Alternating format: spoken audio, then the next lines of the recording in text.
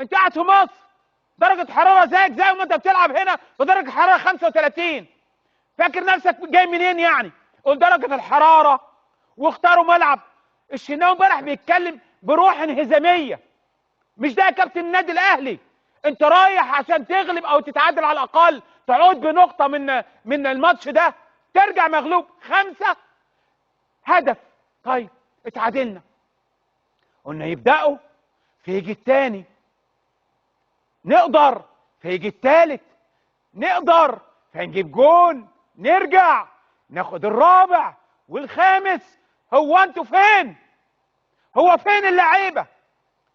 انا من الماتشات القليله اللي انا اقول يلا يا حكم، حرام عليك يا حكم، كتير قوي كده يا حكم، صفر يا حكم، كفايه يا حكم، ده مش الاهلي اللي احنا عارفينه يا حكم، ده مش النادي الاهلي ولا فريق الاهلي ولا دول لعيبه الاهلي. اسوأ فريق في تاريخ النادي الاهلي، اسوأ فريق في تاريخ النادي الاهلي.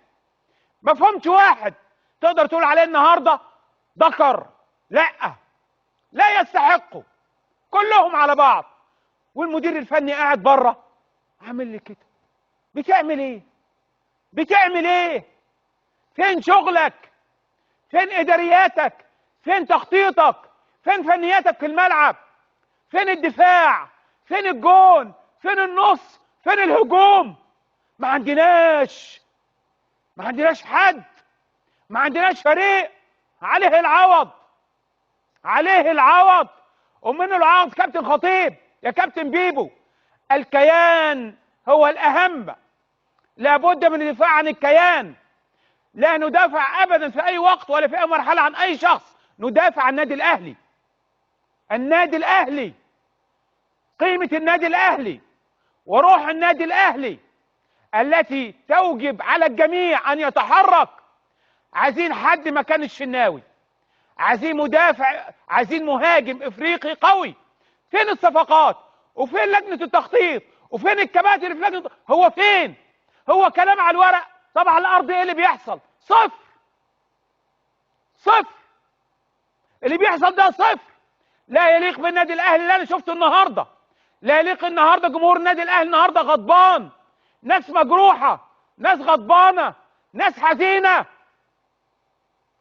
اتحركوا قبل فوات الاوان. اتحركوا خلاص، انسوا افريقيا، انسوا افريقيا. فين يا جماعه الروح؟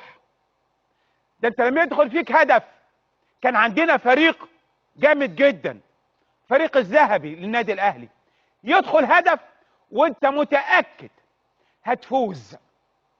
النهارده يدخل هدف وانت متاكد هيدخل فيك هدف تاني واثنين وثلاثه. الشناوي في اخر 8 9 ماتشات عارفين دخل فيه كام جون؟ 18. يا نهار ابيض، 18 جون في 9 ماتشات. هو ده حارس مرمى النادي الاهلي؟ هو ده النادي الاهلي؟ كل الفرق اللي معدي يفوز على النادي الاهلي؟